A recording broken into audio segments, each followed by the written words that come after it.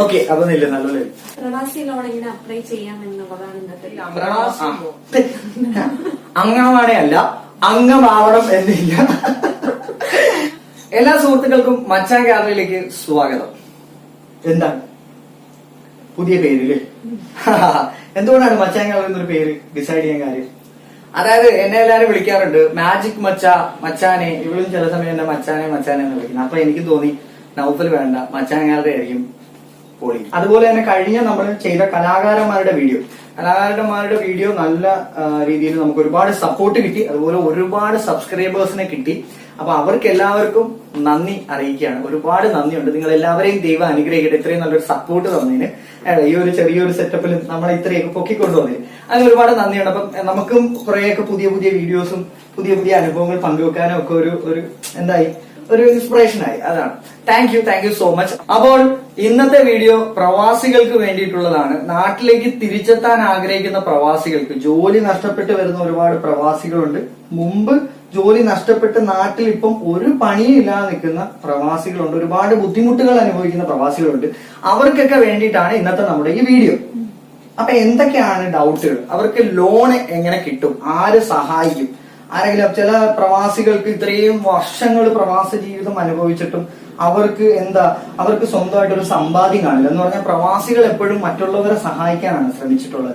ഒരുപാട് പെൺകുട്ടികളുടെ വിവാഹങ്ങൾ നടത്തിവിടാൻ വേണ്ടിയിട്ടും അവരുടെ കുടുംബക്കാരുടെ പല പ്രശ്നങ്ങൾ പരിഹരിക്കാൻ വേണ്ടിയിട്ടും. ഇപ്പൊ നമ്മൾ തന്നെ എന്തെങ്കിലും ഒരു ആഗ്രഹം പ്രവാസികളോട്, അല്ലെങ്കിൽ നമ്മളുടെ ഗൾഫിൽ നിൽക്കുന്ന വിദേശ സുഹൃത്തുക്കളോട്, അല്ലെങ്കിൽ നമ്മുടെ വാപ്പി പലരും ഉണ്ട്, മാമന്മാരൊക്കെ നമ്മൾ പറയാ ഞങ്ങൾക്കൊരു ഫോൺ വേണം, അല്ലെങ്കിൽ ഞങ്ങൾക്കൊരു നമ്മുടെ വീട്ടിലുള്ള പല സാധനങ്ങളും ചിലപ്പോൾ അവര് ഗിഫ്റ്റ് വന്നിട്ടുള്ളതായിരിക്കും.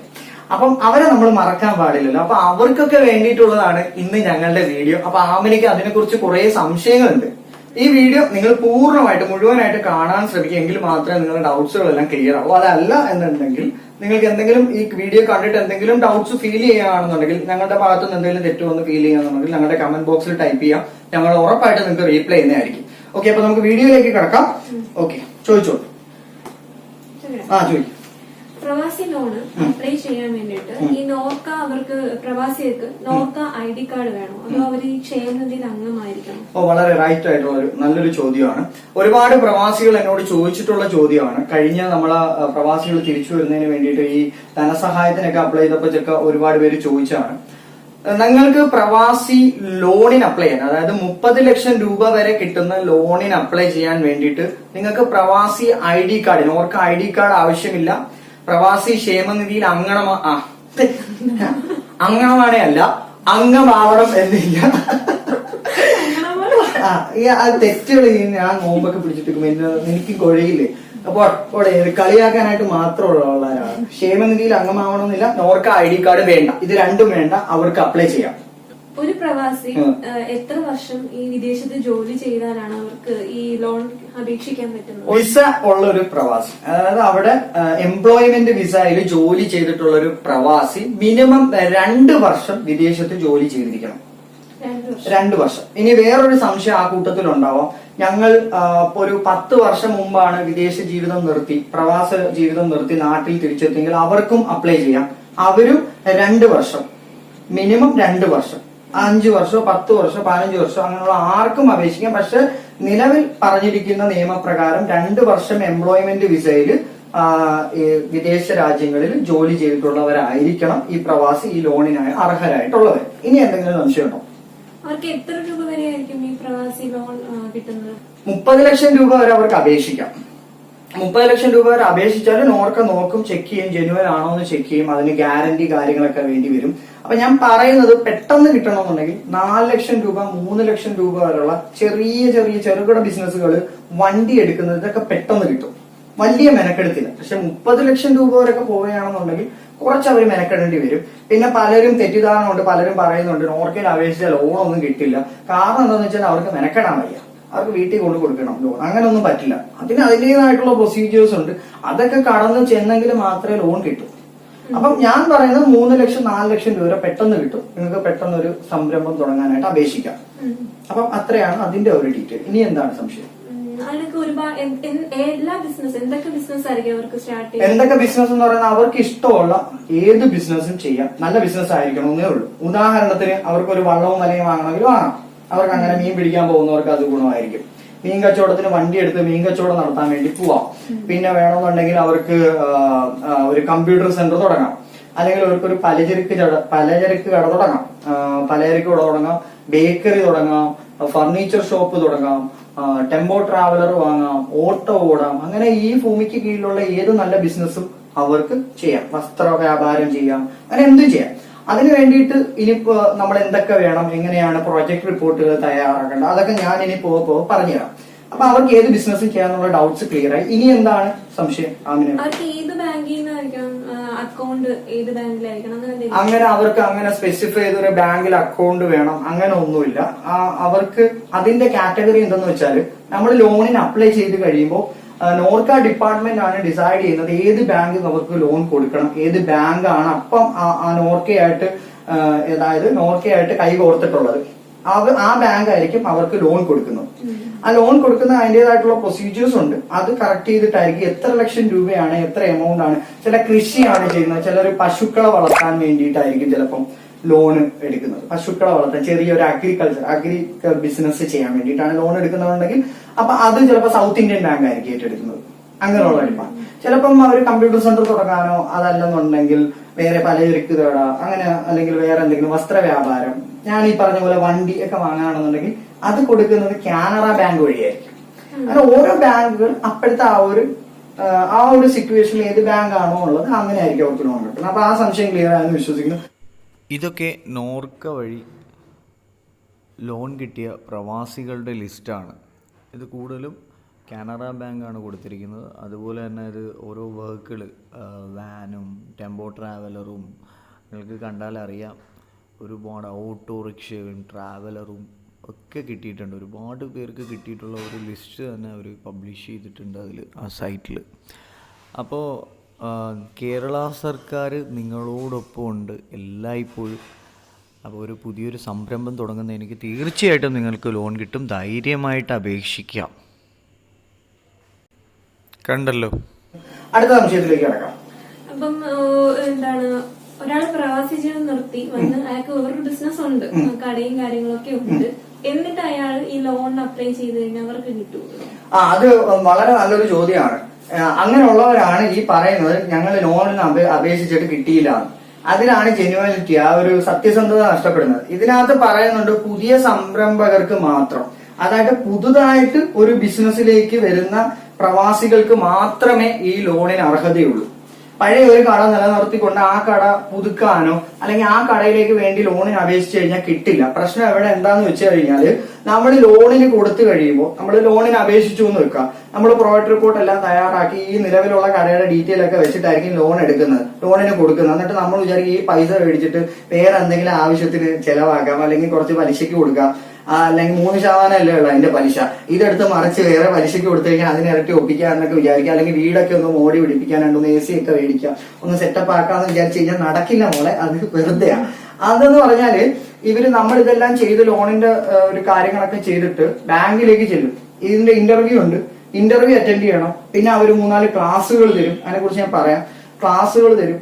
അപ്പൊ നമ്മൾ ഈ ബാങ്കിലേക്ക് ചെല്ലും. നമ്മുടെ ലോണെല്ലാം സാങ്ഷൻ ആയിട്ട് ബാങ്കിലേക്ക് വരുമ്പോഴാണ് നമ്മൾ ബാങ്കിലേക്ക് കൊട്ടേഷൻ കൊടുക്കണം. കൊട്ടേഷൻ കൊടുക്കുന്നത് എന്തെന്ന് പറഞ്ഞാൽ നമ്മൾ ഒരു സ്ഥാപനത്തിൽ ചെന്ന്, ഇപ്പൊ നമ്മൾ കമ്പ്യൂട്ടർ സെന്റർ ആണ് തുടങ്ങാൻ പോകുന്നതെങ്കിൽ നമ്മൾ കമ്പ്യൂട്ടറിന്റെ ഒരു സെക്ഷൻ അവിടെ പോയി നമ്മൾ ഷോപ്പിംഗ് ചെയ്യാൻ വേണ്ടിയിട്ട് പോകും. നമ്മൾ അവിടെ ചെന്ന് എസ്റ്റിമേറ്റ് ഇട്ട് മേടിക്കും. 5 കമ്പ്യൂട്ടർ 1,25,000 രൂപ ഒരു സെന്ററിൽ നിന്ന് നമ്മൾ മേടിച്ചു. അടുത്ത ഒരു സെന്ററിൽ പോയിട്ട് നമ്മൾ അവിടെ നിന്ന് 1,35,000 രൂപ ഒരു എസ്റ്റിമേറ്റ് മേടിച്ചു. ഈ കൊട്ടേഷൻ നമ്മൾ എന്ത് ചെയ്യും? ഈ കൊട്ടേഷൻ കൊണ്ട് ബാങ്ക് മാനേജറിന്റെ കയ്യിൽ കൊടുക്കും. 2 കൊട്ടേഷൻ നമ്മൾ മേടിക്കും. 2 കൊട്ടേഷൻ 3 കൊട്ടേഷൻ അങ്ങനെ മേടിക്കാം.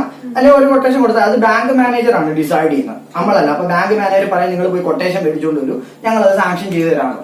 ഈ കൊട്ടേഷൻ ബാങ്ക് മാനേജർ അക്സെപ്റ്റ് ചെയ്തതിനു ശേഷം അവരതൊന്ന് വെരിഫൈ ചെയ്തിട്ട് അവർക്ക് ഏത് കമ്പനി അല്ലെങ്കിൽ ഏത് കമ്പനിക്കാണ് അത് കൊടുക്കാൻ ആഗ്രഹിക്കുന്നത്, ഏത് ഷോപ്പിനാണ് അത് കൊടുക്കാൻ ആഗ്രഹിക്കുന്നത്, അവരിലേക്ക് അവരുടെ ബാങ്ക് അക്കൗണ്ടിലേക്കായിരിക്കും പൈസ പോകുന്നത്. മനസ്സിലായോ? ഇപ്പൊ 5 കമ്പ്യൂട്ടറിന് 1,20,000 അവർ അത് അക്സെപ്റ്റ് ചെയ്തു. ഓക്കെ, അപ്പൊ അവരുടെ അക്കൗണ്ട് നമ്പർ ആ ഒരു കമ്പനിക്കായിരിക്കും പൈസ പോകുന്നത്. ഇവർക്ക് പ്രൊഡക്റ്റ് ആണ് കിട്ടുന്നത്, പൈസ ആയിട്ട് ഇവർക്ക് കിട്ടില്ല. ഇപ്പൊ നമ്മൾ അപ്പൊ ചോദിക്കും, എങ്കിൽ ഞാൻ കട അഡ്വാൻസ് ചെയ്യുന്നു. കട അഡ്വാൻസ് ചെയ്യുന്നുണ്ടെങ്കിൽ കട ഓണറിന്റെ അക്കൗണ്ട് ആയിരിക്കും അവിടെ കൊടുക്കേണ്ടത്. കട അഡ്വാൻസ് ചെയ്യുന്ന അതിന്റെ എഗ്രിമെന്റ് എഴുതിയിട്ടുള്ള ആ ഒരു സെക്ഷൻ, അതാണ് അവിടെ നമ്മൾ സബ്മിറ്റ് ചെയ്യുന്നത്. അപ്പൊ അതിലേക്കാണ് പൈസ പോകുന്നത്. എങ്കിൽ ചോദിക്കെങ്കിൽ ആശാരി പണി ചെയ്യുന്ന, നമ്മൾ തടിയൊക്കെ ഉണ്ടാക്കിയ പെയിന്റിംഗ് ഒക്കെ ചെയ്യുന്ന അവർക്ക് അക്കൗണ്ട് ഇല്ലെങ്കിലും ഓക്കെ, കുഴപ്പമില്ല, അത് ബാങ്ക് മാനേജ് മനസ്സിലാവും. ഒരു ചെറിയ എമൗണ്ട് അപ്പോഴത്തേക്ക് ഇത്ര ആയപ്പോ സത്യസന്ധനാണെന്ന് ബാങ്ക് മാനേജ് മനസ്സിലായി കാണും. ഒരു ചെറിയൊരു എമൗണ്ട് ചിലപ്പോൾ നമ്മളുടെ അക്കൗണ്ടിലേക്ക് ഇട്ട് തരും. നമ്മളുടെ ആവശ്യങ്ങൾക്ക് ചെറിയ ചൂല് മേടിക്കാൻ അല്ലെങ്കിൽ വേറെ എന്തെങ്കിലും മേടിക്കാൻ, ചെറിയൊരു ഫാൻ മേടിക്കാൻ, ഇതിനൊക്കെ എല്ലാം അതിന് അക്കൗണ്ട് കൊടുക്കാൻ മെനക്കെടുത്താവും. വലിയ വലിയ ബൈക്ക് എമൗണ്ടുകൾ ഒരു എമൗണ്ടിനും ഈ ചെറിയ എമൗണ്ടുകൾക്ക് അവരുടെ അക്കൗണ്ടിലേക്ക് കൊടുക്കാൻ സാധ്യതയുണ്ട്. ഇതാണ് ഞാൻ ഇത്രയും നാള് എന്റെ അനുഭവത്തിന്റെ വെളിച്ചത്തിൽ ഉണ്ടായിട്ടുള്ള അനുഭവങ്ങൾ. അപ്പൊ അത് മനസ്സിലായാലോ? നിങ്ങൾക്ക് മനസ്സിലായി എന്ന് വിശ്വസിക്കുന്നു. എന്തെങ്കിലും സംശയം ഉണ്ടെന്നുണ്ടെങ്കിൽ നിങ്ങൾക്ക് കമന്റ് ബോക്സിൽ കമന്റ് ചെയ്യാൻ, ഞാൻ തിരിച്ച് റീപ്ലൈ ചെയ്യും കേട്ടോ. അപ്പൊ അടുത്ത സംശയം എന്താണ്? ഡോക്യുമെന്റിന്റെ കാര്യം ചോദിച്ചപ്പോ ആദ്യമായിട്ട് വേണ്ടത് പ്രോജക്ട് റിപ്പോർട്ട് തയ്യാറാക്കണം. പ്രോജക്ട് റിപ്പോർട്ട് തയ്യാറാക്കേണ്ടത് എങ്ങനെയാന്ന് വെച്ചാൽ, പ്രോജക്ട് റിപ്പോർട്ട് എന്ന് എഴുതുക, നിങ്ങളൊരു ഫോട്ടോ അവിടെ ഒട്ടിക്കാം. അല്ലെങ്കിൽ ആ ഫോട്ടോ നമുക്ക് സ്കാൻ ചെയ്യാനുള്ള ഓപ്ഷൻ ഉണ്ട്, ഫോട്ടോ അപ്ലോഡ് ചെയ്യേണ്ടതായിട്ടുണ്ട്. ഫോട്ടോ, പാസ്പോർട്ടുകൾ എന്ന് പറയുമ്പോൾ നിങ്ങൾ ശ്രദ്ധിക്കണം. പാസ്പോർട്ട് എന്ന് പറയുമ്പോൾ പഴയ നമ്മൾ എടുത്തിട്ടുള്ള പാസ്പോർട്ടുകൾ, നമ്മളെ വിസ അടിച്ചു തുടങ്ങിയിട്ടുള്ള നമ്മൾ വിദേശത്ത് പോയ ആ പാസ്പോർട്ട് തൊട്ട് നമ്മളിപ്പോൾ നിലവിലുള്ള പാസ്പോർട്ട് വരെ സ്കാൻ ചെയ്ത് കയറ്റേണ്ടതായിട്ടുണ്ട്. അത് ആഡ് ഓൺ ചെയ്തിട്ട് ഒറ്റ PDF-ലാക്കിയാണ് സ്കാൻ ചെയ്ത് കയറ്റേണ്ടത്. അപ്പൊ അതെങ്ങനെയെന്ന് വെച്ചാൽ, ആദ്യം ചെയ്യേണ്ട പ്രൊജക്ട് റിപ്പോർട്ട് എഴുതണം. ഞാനൊരു പ്രവാസിയാണ്, 9 വർഷം വിദേശത്ത് തൊഴിൽ ചെയ്ത് 2016 തൊഴിൽ നഷ്ടപ്പെട്ട് തിരികെ എത്തി. ഇപ്പോൾ നാട്ടിൽ സ്ഥിര താമസക്കാരനാണ്. തൊഴിൽ രഹിതനായ എനിക്കൊരു പണിയില്ല, തൊഴിൽ രഹിതനാണ്. പലചരക്ക് വ്യവസായത്തിൽ മുൻപരിചയമുണ്ട്, അല്ലെങ്കിൽ ഓട്ടോ ഓടിച്ച് മുൻപരിചയമുണ്ട്, അല്ലെങ്കിൽ ഡ്രൈവറായി മുൻപരിചയമുണ്ട്, അല്ലെങ്കിൽ കടലിൽ പോയി മീൻ പിടിച്ച് മുൻപരിചയമുണ്ട്. അപ്പോൾ എനിക്ക് പലചരക്ക് സ്ഥാപനം തുടങ്ങുവാൻ 3 ലക്ഷം രൂപ ആവശ്യമുണ്ട്. അല്ലെങ്കിൽ എനിക്ക് വള്ളവും വലയും വാങ്ങാൻ ഒരു 3 ലക്ഷം രൂപ ആവശ്യമുണ്ട്. അല്ലെങ്കിൽ എനിക്ക് പശുവിനെ വളർത്തി കൃഷി, എനിക്ക് സ്വന്തമായി ഭൂമിയുണ്ട്, അവിടെ പശുവിന് ഒരു 10 പശുവിന് മേടിക്കാൻ ഇത്ര ലക്ഷം രൂപ ആവശ്യമുണ്ട് എന്ന് പറഞ്ഞു കൊടുക്കുക. അത് അവര് എന്താണോ നിങ്ങൾ അപേക്ഷിക്കാൻ ഉദ്ദേശിക്കുന്നത് അത് തന്നെ ആയിരിക്കണം ഇവിടെ എഴുതേണ്ടത്. അതിനുശേഷം നോർക്ക ഡിപ്പാർട്ട്മെന്റ് നൽകുന്ന സബ്സിഡിയോടുകൂടിയുള്ള വായ്പാ പദ്ധതിയിൽ, സബ്സിഡി എന്താണെന്നൊക്കെ ചോദിക്കണം കേട്ടോ, സബ്സിഡിയോടുകൂടിയുള്ള വായ്പാ പദ്ധതിയിൽ എന്നെ കൂടി ഉൾപ്പെടുത്തി വായ്പ അനുവദിക്കണം എന്ന് അപേക്ഷിക്കുന്നു. പിന്നെ വിശ്വസ്തയോടെ അദ്ദേഹത്തിന്റെ പേര്, അദ്ദേഹത്തിന്റെ അഡ്രസ്, അദ്ദേഹത്തിന്റെ ഫോൺ നമ്പർ, മെയിൽ ID അത്യാവശ്യമാണ്. മെയിൽ ID നിങ്ങളെ കോൺടാക്ട് ചെയ്യാനുള്ള മെയിൽ ID ഇതിത്രയും നിങ്ങൾ വേണം. പിന്നെ നമ്മുടെ പാസ്പോർട്ടിന്റെ ആദ്യം ഫസ്റ്റ് നമ്മൾ പോയതും തിരിച്ചു വന്നത്, അപ്പൊ ഇത്ര വർഷം വിദേശത്ത് വർക്ക് ചെയ്യുന്നു എന്ന് തെളിയിക്കുന്ന ഓരോ പേജുകൾ. അത് എങ്ങനെയാന്ന് വെച്ച് കഴിഞ്ഞാൽ, ആ ഒരു പാസ്പോർട്ടിന്റെ സെക്ഷനും ഇതിന്റെ ഒരു സെക്ഷനും ഞാൻ വീഡിയോ ആയിട്ട് കാണിച്ചു തരാം. ആ ഒരു സ്കാനിങ് സെക്ഷൻ ഞാൻ കാണിച്ചു തരാം, അതിന്റെ ഒരു ഡോക്യുമെന്റ് സെക്ഷൻ. അതായത് ഫസ്റ്റ് പാസ്പോർട്ടിന്റെ ഫ്രണ്ട് പേജ്, പുതിയ പാസ്പോർട്ടിന്റെ ഫ്രണ്ട് പേജും പഴയ പാസ്പോർട്ടിന്റെ ഫ്രണ്ട് പേജും ബാക്ക് പേജും, പുതിയ പാസ്പോർട്ടിന്റെ ഫ്രണ്ട് പേജും ബാക്ക് പേജും, വിസ പേജ്, എത്രയൊക്കെ വിസകളുണ്ടോ, ഫസ്റ്റ് എൻട്രി, ലാസ്റ്റ് എൻട്രി, അതിന്റെ വിസ പേജസ്. അപ്പൊ ഇത്രയും വർഷം വിദേശത്ത് വർക്ക് ചെയ്യുന്നതെന്ന് തെളിയിക്കുന്ന പ്രൂഫായി. അപ്പൊ മനസ്സിലായല്ലോ, പ്രോജക്ട് റിപ്പോർട്ട്, പാസ്പോർട്ടുകളുടെ ഫുൾ സെക്ഷൻ, അതായത് അവർ പോയതും തിരിച്ചു വന്നതും തെളിയിക്കുന്ന രേഖകൾ ഉൾപ്പെടുന്ന സെക്ഷനുകൾ, വിസ പേജുകളെല്ലാം, അത് 2 സെക്ഷനായി, രണ്ട് ഡോക്യുമെന്റ്സ് ആയി. പിന്നെ ഒരു ഫോട്ടോ. പ്രോജക്റ്റ് റിപ്പോർട്ട് ഇങ്ങനെ എഴുതി തയ്യാറാക്കുക. എന്തൊക്കെ ഐറ്റംസ് ആണ് വേണമെന്നുള്ളത് വേണമെങ്കിൽ അടുത്ത പേജിൽ ആഡ് ചെയ്യാം. പാസ്പോർട്ട് ഇതുപോലെ സ്കാൻ ചെയ്യുക. നിങ്ങളുടെ എല്ലാ വിസ പേജുകളും എത്ര വർഷം വർക്ക് ചെയ്തിട്ടുണ്ടെന്ന് തെളിയിക്കുന്ന പ്രൂഫായിട്ട് വേണം അങ്ങനത് ചെയ്യാനായിട്ടുള്ളത്. ഇത്രയാണ് അപ്ലോഡ് ചെയ്ത് കയറ്റേണ്ടത്. ആധാർ കാർഡും ID കാർഡോ അല്ലെങ്കിൽ ഡ്രൈവിംഗ് ലൈസൻസോ. ചിലർക്ക് പ്രവാസികൾക്ക് ആധാർ കാർഡ് ഉണ്ടാവണമെന്നില്ല, ID കാർഡ് കാണണമെന്നില്ല, ഡ്രൈവിംഗ് ലൈസൻസ് കാണുമല്ലോ, ഏതെങ്കിലും ഒന്ന് മതി. അപ്പം ഇത്രയും ഡോക്യുമെന്റ്സ് ആണ് ആവശ്യം. ഇപ്പം നമ്മൾ ബാക്കിയുള്ളതൊക്കെ നമ്മൾ പറഞ്ഞു നമുക്ക് സ്വന്തമായിട്ട് വീട്ടിൽ നിന്ന് മൊബൈൽ ചെയ്യാം എന്ന് പറഞ്ഞു ധനസഹായത്തിന്റെയൊക്കെ. അപ്പൊ ഇത് നമുക്ക് സ്വന്തമായിട്ട് ചെയ്യാൻ പറ്റുമോ വീട്ടിൽ? ഇല്ല, ഇത് അങ്ങനെ സ്വന്തമായിട്ട് ചെയ്യുന്നതില് ഇവിടെ എനിക്ക് യോജിപ്പില്ല. കാരണം എന്ന് പറഞ്ഞാൽ ഇത് ഒരു വട്ടം അപേക്ഷിക്കാൻ പറ്റും. ഇത് ഒരു വട്ടം അപേക്ഷിച്ച് കുളമാക്കി കഴിഞ്ഞാൽ പിന്നെ അതിനകത്ത് എഡിറ്റിങ്ങോ കാര്യങ്ങളോ ഒന്നുമില്ല, അത് സബ്മിറ്റ് ആയി. മനസ്സിലായി? അപ്പം ഞാൻ പറയുന്നതെന്ന് പറഞ്ഞാൽ തീർച്ചയായിട്ടും നിങ്ങൾ നല്ല ഈ കേരള സർക്കാരിന്റെയോ അല്ലെങ്കിൽ കേന്ദ്ര സർക്കാരിന്റെ അംഗീകാരത്തോട് കൂടിയുള്ള CSC സെന്ററുകളുണ്ട്, അതല്ലെങ്കിൽ അക്ഷയ സെന്ററുകളുണ്ട്. ഇവിടെയൊക്കെ പോയി കഴിഞ്ഞാൽ അവർക്ക് ഈ കാര്യങ്ങളൊക്കെ കൊണ്ടു കൊടുത്തു കഴിഞ്ഞാൽ അവര് നീറ്റായിട്ട് ഒരു 100 രൂപയുടെ കാര്യമുള്ളൂ കൊടുത്തു കഴിഞ്ഞാൽ അത് ഓരോ സെന്ററുകളും അവരുടെ ആ ഒരു ചാർജ് ഉണ്ടാവും, സ്കാനിങ്ങിന്റെ ചാർജ്. അത് പാസ്പോർട്ടുകളുടെയൊക്കെ സ്കാനിങ്ങിന്റെ ബേസ് ചെയ്തിട്ടായിരിക്കും ചാർജ് വരും. എന്തായാലും ഒരു 130 അതിനപ്പുറമൊന്നും പോകത്തില്ല. ഒരു 100 ചില ഇപ്പം 70 അങ്ങനെയൊക്കെ ആയിരിക്കും. അത് ഓരോരുത്തരാണ് ചാർജ് ചെയ്യുന്നത്, നമുക്ക് അതിനെ കുറിച്ച് പറയാൻ പറ്റില്ല. അപ്പം സ്കാനിങ്ങിന്റെതും പിന്നെ ഓൺലൈൻ ആപ്ലിക്കേഷന്റെ ചാർജേ വരൂ. നിങ്ങൾ അടുത്തുള്ള CSC സെന്റർ എന്ന് പറഞ്ഞാൽ കോമൺ സർവീസ് സെന്റർ എന്നാണ് ഉദ്ദേശിക്കുന്നത്. അത് കേന്ദ്ര സർക്കാരിന്റെ അംഗീകാരത്തോടു കൂടിയുള്ള സെന്ററാണ്. അക്ഷയ സെന്ററുകൾ എന്ന് പറയുന്ന കേരള സർക്കാരിന്റെ അംഗീകാരത്തോടു കൂടിയുള്ള സ്ഥാപനങ്ങളാണ്. ഇത് രണ്ടും ഗവൺമെന്റ് സ്ഥാപനങ്ങളല്ല കേട്ടോ. ചിലയിടത്ത് ചിലപ്പോൾ ഭയങ്കര ജാടായിട്ടിരിക്കുന്നവരുണ്ട്. അങ്ങനെയുള്ളടത്ത് നിങ്ങൾ പോകണ്ട.